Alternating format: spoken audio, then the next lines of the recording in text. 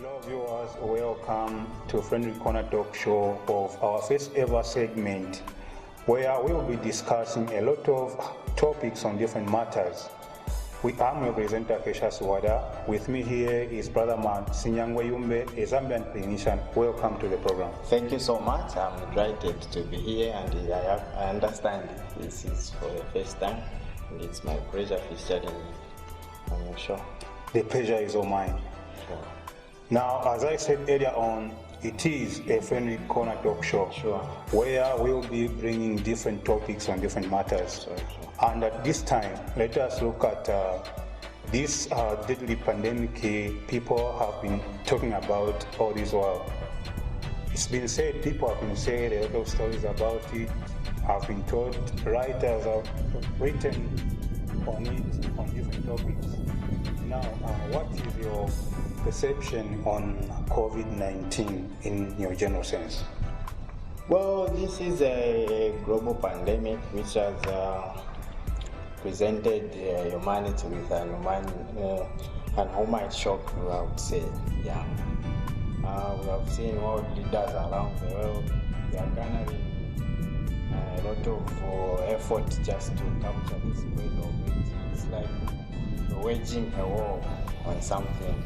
So we see coronavirus surfaced to us on 29th of December of last year in China.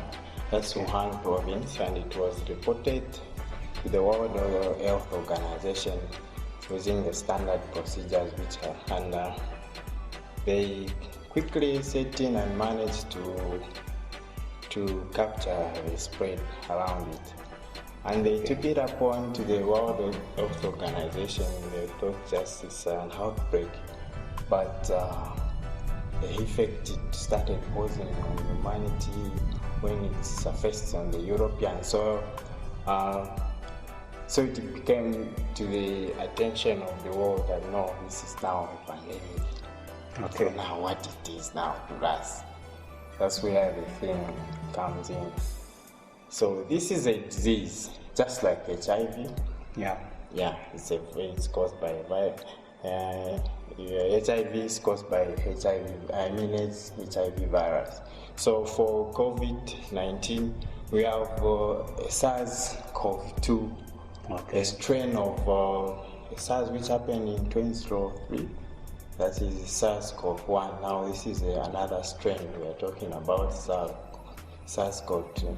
The SARS, we still remember the abbreviation, severe acute respiratory syndrome. Okay. So it's one of those lethal viruses we see around the world, and they are rarely found. So it was just sequenced last year, sure to say. So it has those clinical manifestations which are very severe, and one of those prime one is the acute respiratory syndrome, so which is the main cause of death. So when we say those deaths which are associated, mainly it's due to that. It comes due to vast chemical reaction and inflammatory responses that happen in the lungs. So it's quite a very tricky and challenging thing to look at, because it's affecting humanity in all spheres of life because of its mode of spread. Okay. You know, it can last 3 hours in the air, and some object if they are saying 3 hours, and others for some days. So it's something very much difficult to deal with, I see, in my view. So like I said, it's quite a shock to you just wake up to it to find that. So far it's 5 months on we have it now. okay. It's quite a thing. Interesting. Our viewers might be interested to hear more on who is at risk, because people have been saying, no, the target is the old-aged people. What is your view on that? Well, to say the elder, absolutely yes, but everyone is at risk. Okay. Everyone is at risk. So no one should be reluctant and complacent about that. We all have to be forefront when it comes to adhering to the standard procedures we are given. But there are degrees of vulnerabilities. Okay. You say elderly, you look at the immunity, and of course with the advanced age you have some underlying causes like hypertension, diabetes, and other immunosuppressing diseases or illnesses like cancer. Yes. Now we look at a critical picture of cases of HIV in developing countries and poor countries. Yes. That poses a great deal of threat to the same virus, to the same scenario we are in, because it's very hard for HIV patient people to succumb to the effect that caused by the virus itself. Okay. So that's where the trick part is. So when COVID strikes such kind of environments, we are included because we are also ravaged by HIV. Okay. Yes. So it's something also we have to critically look at and scale up what kind of measures, how are we going to be COVID-led in that aspect. Okay. So we also have to look at that in our context. So, but by and large, we are all at risk. So we all have to stand in it because we are all victims and we are also solutions to the same situation we are in. So that's it. Okay, that's it. Okay, before we jump to the next question, I would love, and the viewers would love to hear, how does it spread from one person to the other? Let's say if I have COVID-19, how do I transmit it to you? It's via fecal oral route, and it's through droplets. That's why the essence of mask comes in. I've seen the mask. Yes, and washing. So it's via fecal route and droplets. Okay. So yeah. Okay, well, now let us look at the prevention and treatment. Do they have put measures or prevention measures, so to say, that people can follow in order to prevent COVID-19, the spread of COVID? Yeah, the World Health Organization is working around the clock to sensitizing, and even government, even other parts, the media, they have taken upon itself to sensitize people about the preventive measures which we have to take. Okay. And you see how vehement they are coming out. It means that it's serious. Okay. So meaning that as of now, we don't have a cure yet. Okay. So we are only depending on it.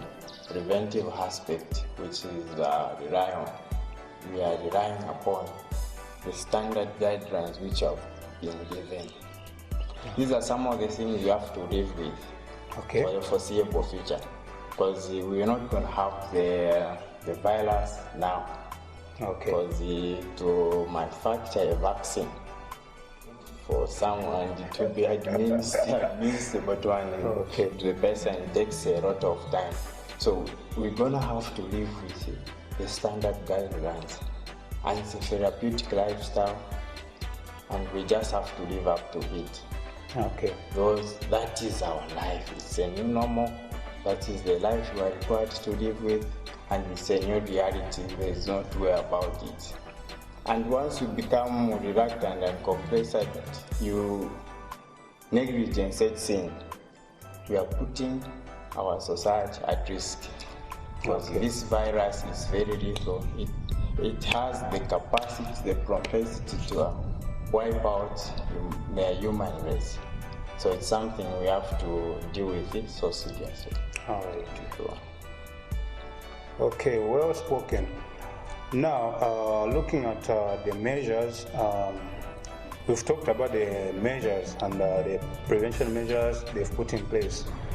maybe our viewers, including myself, I might be interested to hear what are those measures. Maybe you mention some of the measures that people can take in order to prevent themselves from contacting this virus.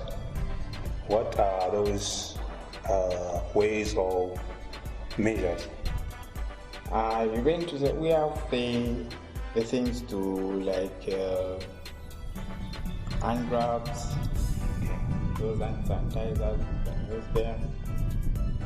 And my general thing to say, I would have to point out something to society in which we are living in, because we have to look at COVID itself in a broader sense. This is not just something that is gonna go anytime soon. So this is a change in which you are in. Okay. We have to evolve to a new reality.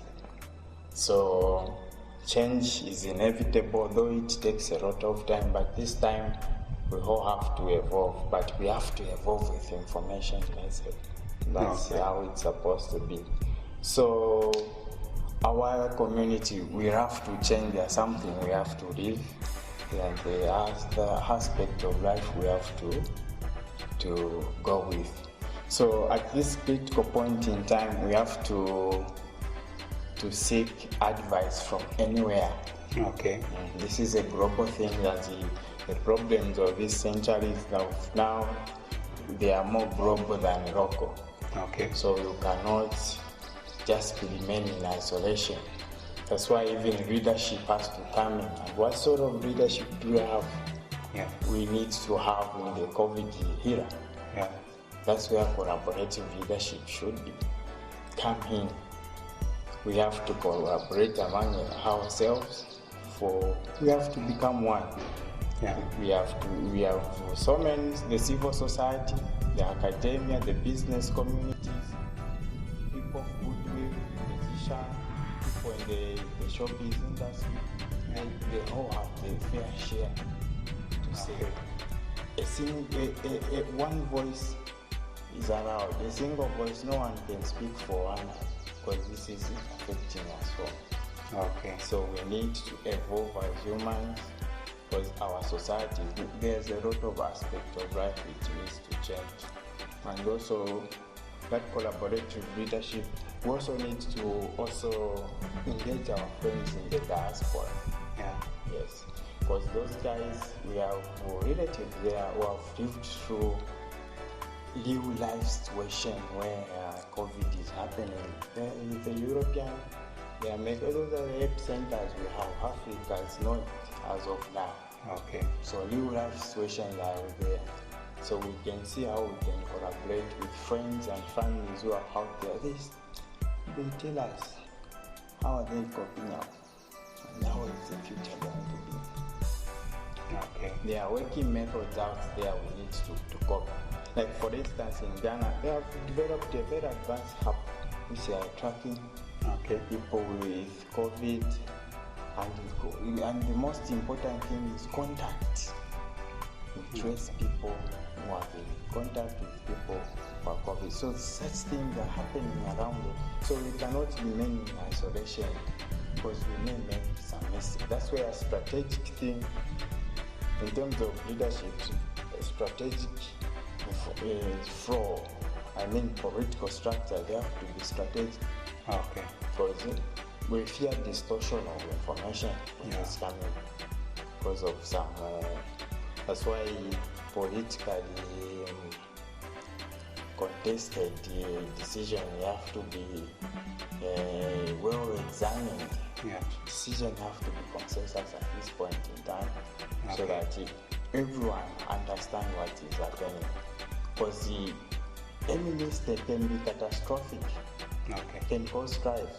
It's not about now, it's about the future, because this is the future and you have to be COVID ready for it. When it strikes real hard, no one will have a fair share. Okay. We can also as well invest in the digital aspect of the world.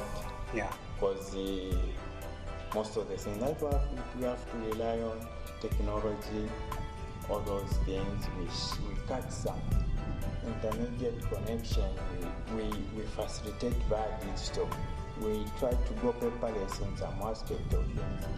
And there are a lot of changes which we have to involve everyone, scientists, researchers, specialists in all fields of life. They have to come up and give the voice and give their lecture. People, they need that, and that's what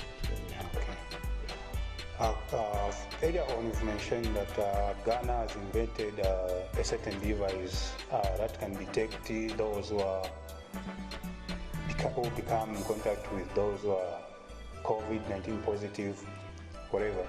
Now, do you think other political leaders or African leaders can collaborate with Ghana in order for them to acquire that device? What's your view on that? This is a global thing. And we have to be united. Okay. This is a test for humanity. Humanity has fought a lot of battles and has won. And it won't happen when they came together. So if it's a global thing, our neighbors are affected. So we need to become one and try to speak one language. So that's why coordination needs to be there. You need to coordinate with one another. Because you're talking about getting the intellectual property from Ghana. Yes. We have to collaborate on that. Okay. So if you have different misunderstanding here and there, we just have to collaborate with them, with anyone. Because there is even an interruption of a lot of things, world of supply chain. Yeah.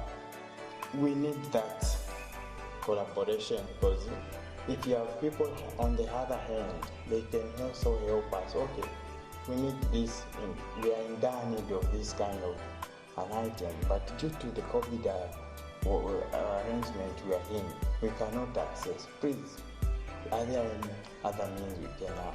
Those things that can happen.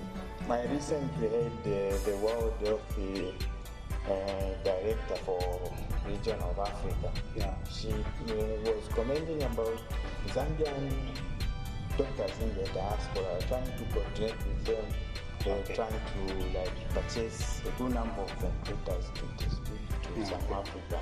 Because ventilators, we really need them, because they are also needed in the prevention of the spread of so we just have to coordinate. That's why we need also to copy other instruments which are working outside. Okay. Yes. So it's not within us.